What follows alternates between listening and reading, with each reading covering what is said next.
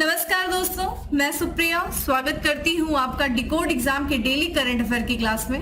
दोस्तों, जैसा कि कल संडे था और कल आपकी करंट अफेयर की क्लास ऑफ थी, तो इसलिए हम आज 2 दिनों के करंट अफेयर को एक साथ यहाँ पे डिस्कस करने जा रहे हैं। तो दोस्तों, आज की क्लास में हम 9 और 10 जुलाई के करंट अफेयर को यहाँ पे डिस्कस करेंगे।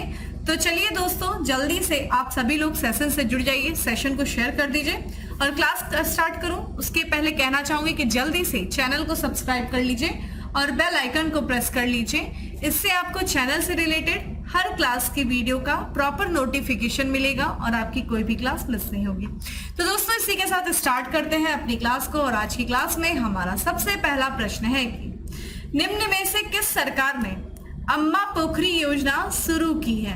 तो अम्मा पोखरी योजना यानी कि जो राज्य में जो जलाशय थे, ठीक है, उनको पुनर्जीवित करने के लिए ये अम्मा पोखरी योजना शुरू किया गया है। किस राज्य सरकार के द्वारा किया गया है दोस्तों? तो ये किया गया है उड़ीसा सरकार के द्वारा। देखिए, जिन्हें आंसर पता है वो साथ ही साथ कमेंट बॉक्स में आंसर करते हुए चलिए, और जिन्हें आंसर नहीं पता है वो भी आंसर करें। इससे वो जब करेक्ट करेंगे तो उन्हें आंसर हमेशा के लिए याद हो जाएगा।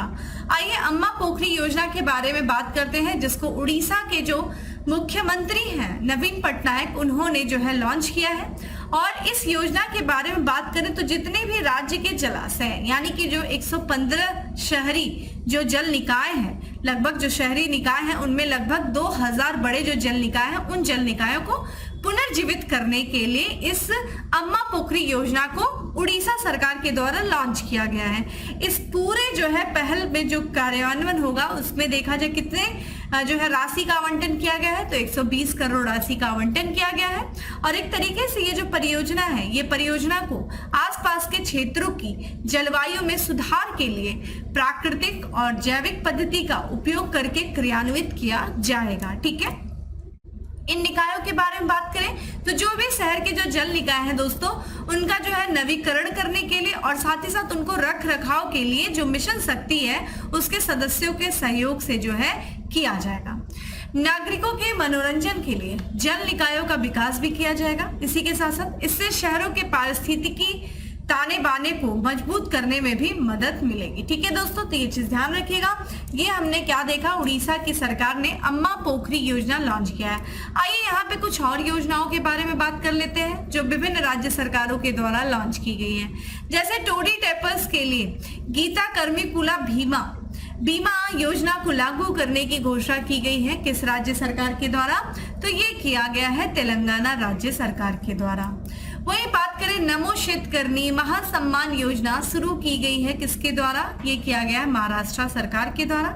और राज्य के मंत्रिमंडल ने लिंग समावेशी पर्यटन नीति को मंजूरी दिया है। किस राज्य के मंत्रिमंडल ने दोस्तों? तो महाराष्ट्र के जो है मंत्रिमंडल ने। वही भारत में सबसे अधिक सूक्ष्म उधार लेने वाला राज्य बन गया है दोस्तों बिहार। इसके बारे में हम लोगों ने लास्ट क्लास में डिस्कस किया था कि तमिलनाडु को पीछे छोड़ते हुए बिहार जो है सबसे अधिक सूक्ष्म उधार लेने वाला राज्य बन गया है भारत का। देश का पहला पूरी तरीके से डिजिटल बैंकिंग वाला राज्य बन गया है। कौन दोस्तों? केरल। तो ये विभिन्न राज्यों से संबंधित कुछ करंट अफेयर थे जो आपके एग्जाम के लिए इंपॉर्टेंट थे, उनको हम लोगों ने देखा। अगले प्रश्न की तरफ बढ़ते हैं। अगला प्रश्न है कि भारत और किस देश ने चुनावी सहयोग के लिए समझौता ज्ञापन पर हस्ताक्षर किया है? तो जो चुनाव होते हैं उनमें एक दूसरे को सहयोग करने के लिए भारत और किस देश के बीच में समझौता हुआ है दोस्तों? तो ये हुआ है पनामा। ठीक है, पनामा सिटी। तो यहाँ पे जो भारत का निर्वाचन आयोग है दोस्तों और जो पनामा के निर्वाचन आयोग है, उनके बीच में एक समझौता ज्ञापन हुआ है। और ये समझौता ज्ञापन क्या है कि इसके तहत जो दोनों देश हैं वो चुनाव प्रबंधन और प्रशासन के क्षेत्र में जो चल रहे सहयोग है उनके लिए एक संस्थागत ढांचे का स्थापना करेंगे। ये देखा जाए जो समझौता हुआ है, भारत के जो दोस्तों मुख्य निर्वाचन आयुक्त हैं जिनका नाम है श्री राजीव कुमार। आप मुझे क्रम बताइए कि किस क्रम के ये मुख्य निर्वाचन आयोग हैं। उनके नेतृत्व में निर्वाचन आयोग के 3 सदस्यीय प्रतिनिधि मंडल ने पनामा के निर्वाचन अधिकरण के पीठासीन मजिस्ट्रेट सी अल्फ्रेडो जुनका वेंडेहॉक के साथ दोनों देशों के चुनाव प्रबंधन निकायों के बीच सहयोग और ज्ञापन के आदान प्रदान को सुदृढ़ बनाने पर विचार विमर्श किया गया। ठीक है, ये चीज ध्यान रखिएगा। तो चुनाव में एक दूसरे को सहयोग करने के लिए भारत और पनामा के बीच में एक समझौते ज्ञापन पर हस्ताक्षर हुआ है। आइए यहाँ पे बात कर लेते हैं कुछ अन्य समझौते की। तो ध्यान रखिएगा, एक वाटर पावर, ठीक है, वाटर पॉजिटिव इंडिया है। इस वाटर पॉजिटिव इंडिया के लक्ष्य को हासिल करने के लिए जो भारत का जल उपयोग दक्षता ब्यूरो है और इंडियन प्लम्बिंग एसोसिएशन है, उनके बीच में एक समझौते ज्ञापन पर हस्ताक्षर हुआ है। ठीक है, यह समझौता देखा जाए तो जागरूकता पैदा करने और वर्षा जल संचयन संरचनाओं, कम प्रवाह वाले फिक्चर्स और सैनिटरी वेयर, अशुद्ध जल के उपचार, जल के प्रवाह को मापने की विधि को बढ़ावा देने पर केंद्रित है। ठीक है, यह समझौता जल उपयोग दक्षता को 20% तक बढ़ाने और राष्ट्रीय जल मिशन के लक्ष्य 4 के अनुरूप है। ठीक है, ये चीज ध्यान रखिएगा। चलिए दोस्तों, अगले प्रश्न की तरफ बढ़ते हैं कि हाल ही में चर्चा में रहा किद्दू थानी परियोजना किस देश में स्थित है। तो देखा जाए, हाल ही में जो हमारे देश के विदेश मंत्री हैं दोस्तों, डॉक्टर एस जयशंकर, वो इस किद्दू थानी परियोजना के, ठीक है, परियोजना पे गए थे, जिस कारण से ये परियोजना चर्चा में है। तो ये किस देश में दोस्तों? तो ये है तंजानिया। तो विदेश मंत्री जो है डॉक्टर एस जयशंकर, वो किद्दू थानी परियोजना का दौरा किया था उन्होंने।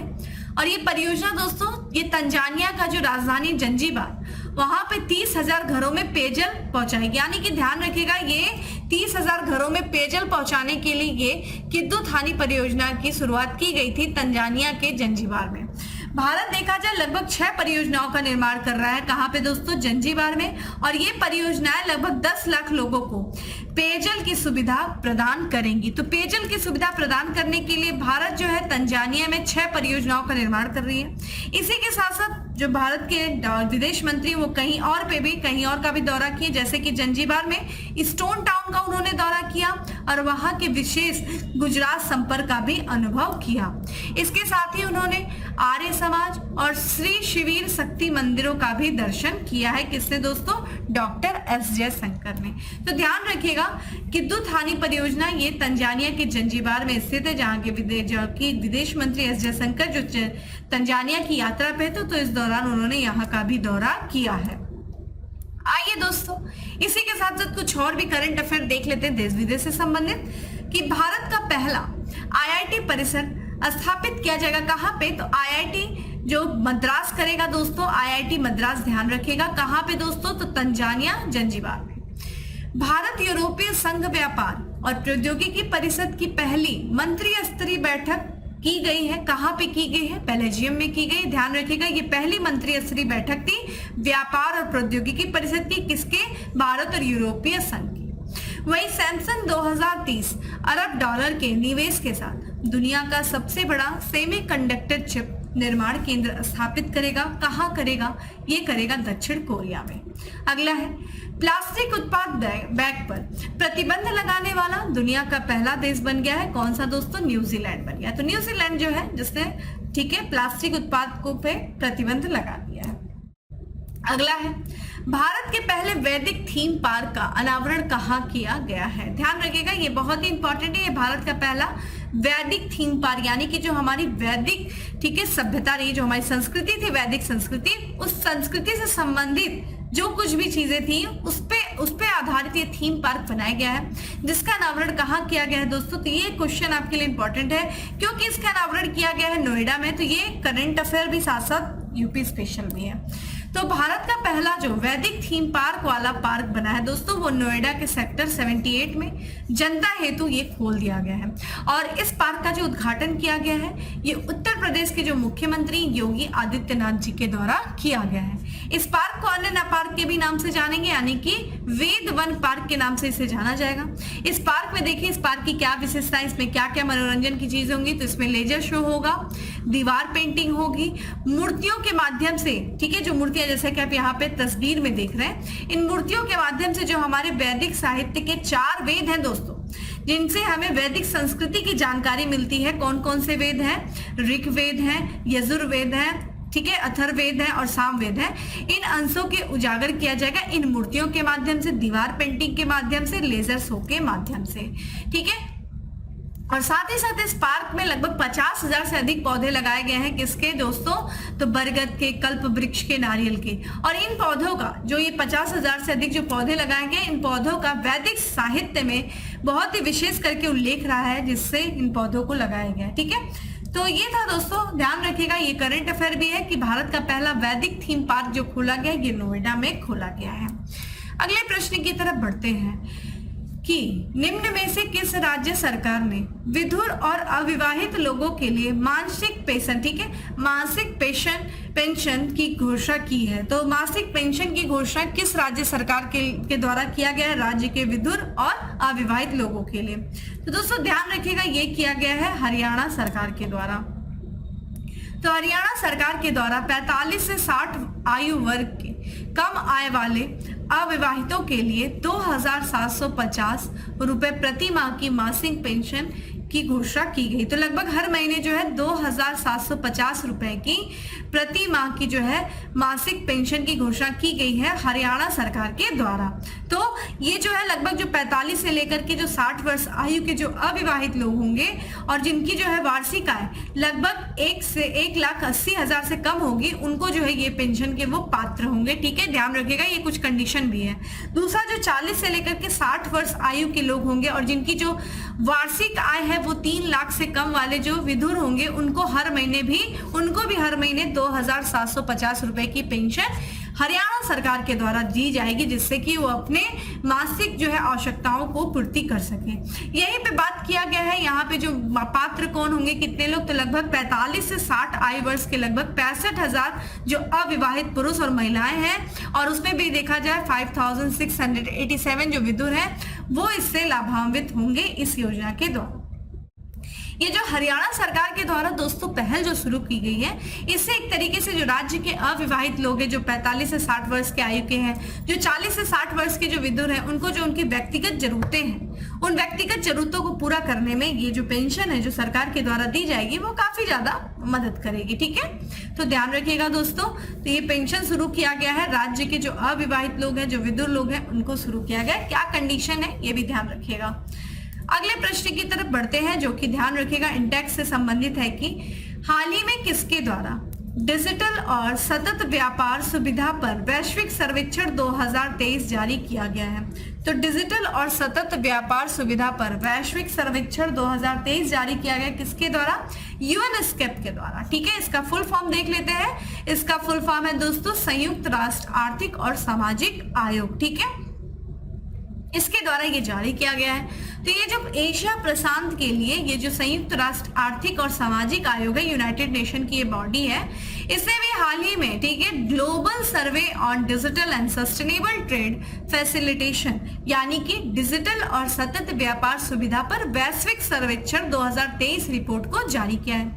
इस रिपोर्ट में भारत के बारे में बहुत अच्छी बातें की गई हैं, जैसे कि इस पूरे आर्थिक विकास में देखा जाए भारत ने काफी अच्छा जो है प्रदर्शन किया है, इस सर्वे में बताया गया है।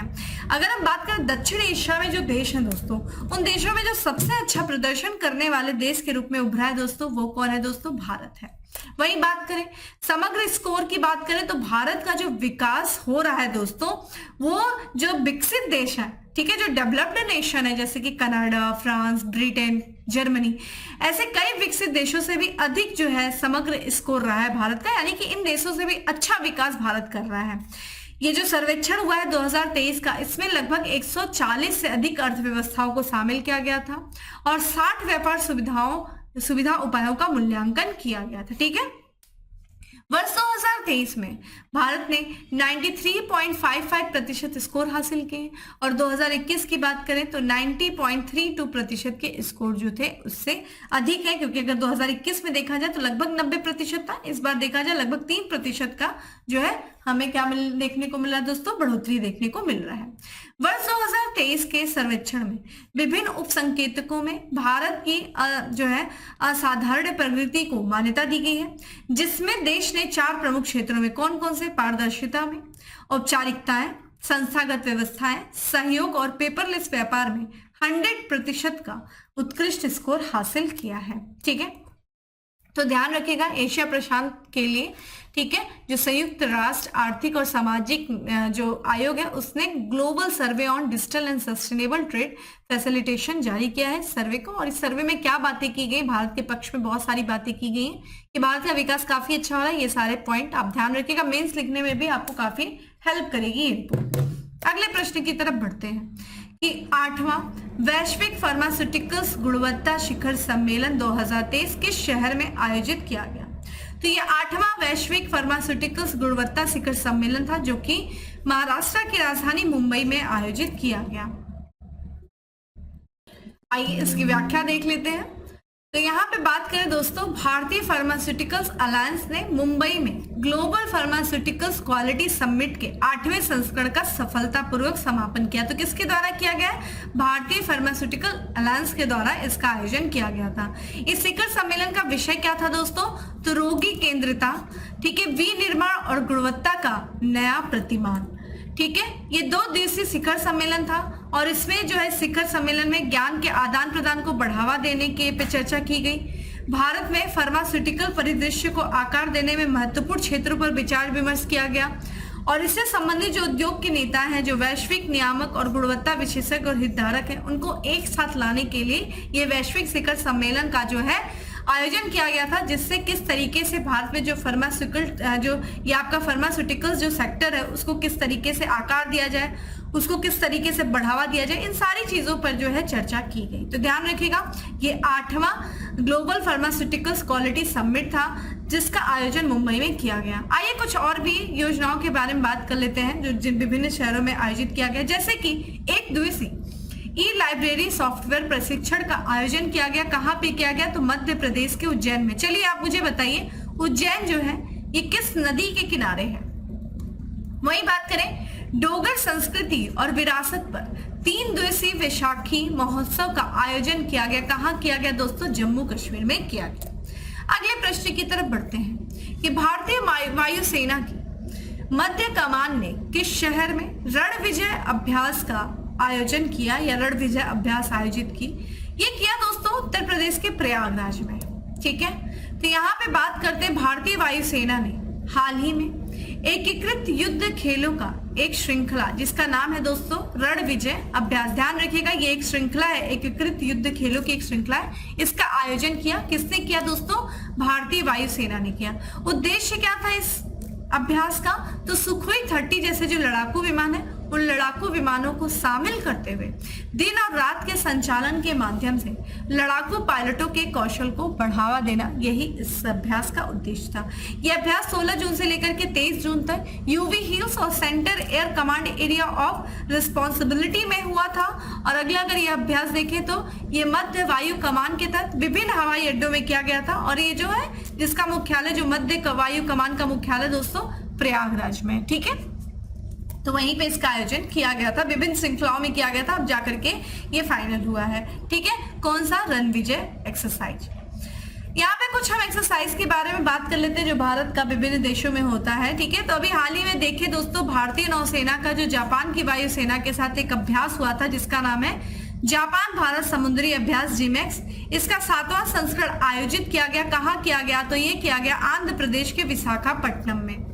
वही नाटो ने यानी कि नॉर्थ अटलांटिक ट्रीटी ऑर्गेनाइजेशन ने पहली बार आर्कटिक चैलेंज एक्सरसाइज 2023 का आयोजन किया। कहाँ किया, फिनलैंड में किया। अगला है आसियान भारत समुद्री अभ्यास का आयोजन किया गया। कहाँ किया गया, सिंगापुर में किया गया। और बात करें दोस्तों हाल ही में भारत और सऊदी अरब के बीच अभ्यास आयोजित किया गया जिसका नाम था अल मोहम्मद अल हिंदी। तो ये दूसरा संस्करण था अल मोहम्मद अल हिंदी जिसका आयोजन भारत और सऊदी अरब के बीच में किया गया था। तो ये विभिन्न एक्सरसाइजेज इनके बारे में हम लोगों ने चर्चा किया। अगले प्रश्न की तरफ बढ़ते हैं। तो किसे कला का पहला क्रांति लाइफ टाइम अचीवमेंट अवार्ड जो है वो प्रदान किया गया। ये किया गया पंडित पीडी बाउल को किया गया है, ठीक है। तो यहाँ पे इंटरनेशनल परफॉर्मिंग आर्ट फेस्टिवल ने कोलकाता संस्करण में पद्म श्री पंडित पूर्णदास बाउल को विश्व स्तर पर पारंपरिक बाउल संस्कृत में उनके उत्कृष्ट योगदान के लिए IPF life time achievement award से सम्मानित किया गया, ठीक है। ये पद्मश्री विजेता भी नहीं है पंडित पूर्णदास बाउल और इनको प्रदान किया गया, ठीक है। ये पहला कला पुरस्कार से सम्मानित किया गया। यह कला में IPAF का 5वां वर्ष है, जिसमें मरने वाले भारतीय कला रूपों का समर्थन करने के लिए 2 दिन की सांस्कृतिक कार्यक्रम है और कलकत्ता के विभिन्न कलाकारों ने अन्य राज्यों के कलाकारों के साथ इसमें भाग लिया। देखिए, आपके लिए बेसिकली ये जानना जरूरी है कि पहला कला क्रांति लाइफ टाइम अचीवमेंट अवार्ड जो प्रदान किया गया है वो पंडित BD बाउल को प्रदान किया गया है। ठीक है, आज के हम आखिरी प्रश्न की तरफ बढ़ते हैं कि ताइवान भारत के किस शहर में तीसरा ताइपे आर्थिक संस्कृति केंद्र खोलेगा। तो ये तीसरा यानी कि 2 ऑलरेडी है, और तीसरा ताइपे आर्थिक संस्कृति केंद्र जो खोलेगा दोस्तों वो खोलेगा मुंबई में। ठीक है, करेक्ट आंसर C है, मुंबई में जो है वो खोलेगा। तो यहाँ पे हम बात करें ताइवान जो है, ताइवान जो कंट्री है उसमें भारत में जो है वो भारत में तीसरा जो ताइपे आर्थिक सांस्कृतिक केंद्र खोलने जा रहा है, और ये वाणिज्य की राजधानी जो भारत की है जो कि मुंबई, वहीं पे ये ताइपे आर्थिक और सांस्कृतिक केंद्र खोलने का निर्णय लिया है ताइवान में। इसके पहले बात करें जो ताइपे जो है ताइपे आर्थिक और सांस्कृतिक केंद्र ऑलरेडी 2 जगहों पे, वो कौन कौन से, दिल्ली में है और चेन्नई में है। तमिलनाडु की राजधानी चेन्नई और भारत की राजधानी दिल्ली में है, और तीसरा दोस्तों ध्यान रखिएगा मुंबई में खोला जा रहा है। इस सांस्कृतिक केंद्र खोलने का उद्देश्य क्या है ताइवान का, तो दोनों देशों के बीच में सहयोग को बढ़ावा देने के उद्देश्य से इस आर्थिक सांस्कृतिक केंद्र को खोला जा रहा है। यहाँ पे अगर हम बात करें इन दोनों देशों के बीच में यानी कि भारत और ताइवान के बीच में वर्तमान में सांस्कृतिक संबंध तो है, लेकिन कोई भी औपचारिक ठीक है राजनयिक संबंध अभी नहीं है।